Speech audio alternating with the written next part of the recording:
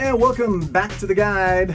I'm Yo, that's Steve-O, and we got a review today of Spider-Man Edge of Time, the unofficial sequel to Shattered Dimensions. They don't say it's an actual sequel, but it is by the same makers. It used a lot of the same character models, kind of the same setup, so on and so forth. But yeah, Steve-O is our Spider-Man resident expert. I have a life-size Spider-Man Alex Ross bust in my home, and I've been a fan since I was like 7 years old. Yeah, I love Spider-Man. So take that for what it's worth already, because I may like the game more than most because of the fact that it is Spider-Man. The story is written by Peter David, who is the current writer of X Factor. He was the creator of Spider-Man 2099.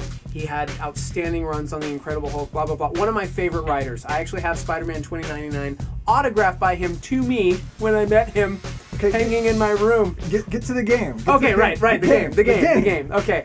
I'm trying to give all this because there's not really a whole lot of greatness to talk about the game. Let's be honest, the controls are a little jicky. Okay. It's difficult swinging. Once I got it down, it became a lot easier, but it does take some getting used to. When you start crawling on the walls, you'll notice, wait, am I supposed to go, wait, is it inverted controls? Really bugged me. Yeah. It didn't work well, I think, in Shattered Dimensions, and it still felt broken in this one. It did feel broken. There were some things I wish they could have updated from Shattered Dimensions that they didn't. You said it's not a direct sequel. However, the entire time, Peter Parker and Spider-Man 2099, they talk back to each other. They know each other. They have a relationship that was built up.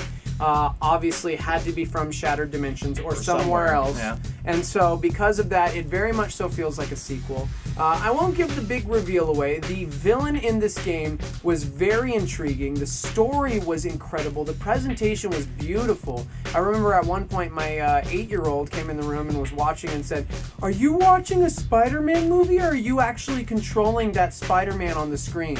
I said, no, that's Daddy. Yeah. That's Daddy playing. So it visually is stunning. It looks incredible. However, for a giant course of the game, it's a whole lot of pressing the X button and combo, kill. Okay, combo, kill. Oh, that guy's got the key. Okay, combo, kill. All right, now I gotta go to the next room. Oh, that guy's got the key, so I can get to the next room. Combo, kill. And you get the point over and over and over.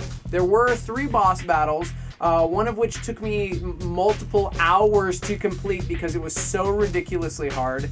I kept getting frustrated, and my son kept going, "It's okay, Daddy, next time, next time." I'm like, "Oh, better be next time." There were a few times where I wanted to throw my controllers through the window because the boss battles are very difficult.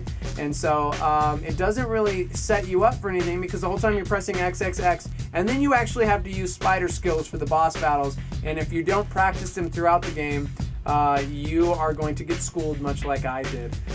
Yeah. You know, one of the things I noticed playing it and in the shadow of Arkham City, you know, there's nothing wrong with simple combat setups. One button kind of stuff, one attack button, one dodge button, so on. That's what Arkham City uses. Right. But somehow they make it really engaging. There's more depth to it. You got to really perfect it. And here, it just felt like a button masher. Right. Now, you can choose to upgrade your powers. Every person you kill, you basically get, you know, coins that you can spend to buy new upgrades. I went through, I tried to upgrade everything as much as I could. I did end up using some of the special abilities, which did help for the boss battles. So there's a really cool upgrade system. There's a gajillion different costumes you can unlock. Which is awesome. I love having alternate costumes in a superhero game. That's a must. It's a must! By the way, HeroHQ.com, if you go to that website, I actually got a really cool futuristic Spider-Man costume just by going there to the Spider-Man website. Oh, cool. So it gives you an unlock code for free right there, or you can just put in the code LASTSTAND and you'll get the Spider-Man Last Stand costume. There you go. So, yeah, overall. So what would you give it? Yeah, overall, I would give it a 5 out of 7. It's still a really fun game. As a Spider-Man fan, I absolutely loved it. Unfortunately, not enough replay value for me right now, because I don't know if you knew this, but Arkham City is out, and so that's all I will be playing until Battlefield 3 comes out. So if it were, say, June, I would probably replay it 1, 2, maybe even 3 times because there's enough replay value in there. However, because of the incredible games coming out right now, just not worth the replay. It doesn't really measure up. No, it doesn't. And quite frankly, when it comes to Spider-Man games, I would like to get back to swinging through the city instead of crawling through hallways and corridors and so on and so forth. Absolutely. I'd like a more I love that open world feel. Yeah. I miss that in the Spider-Man games. Yeah, this game is very linear. Point A takes point B to point C to point D, and so forth. And so, yeah, it's very linear. There's not a whole lot of open world for this Spider-Man adventure. So because of that, it still gets a 5 because it's Spidey. Yeah. I'd say if it was any other Marvel property, it'd probably get a 3. Okay. So there you go. All right, so you can read more about that at our website, gameandmovieguide.com. You can also keep up on all the latest news, facebook.com/gameandmovieguide, and of course, always more at hollywoodjesus.com.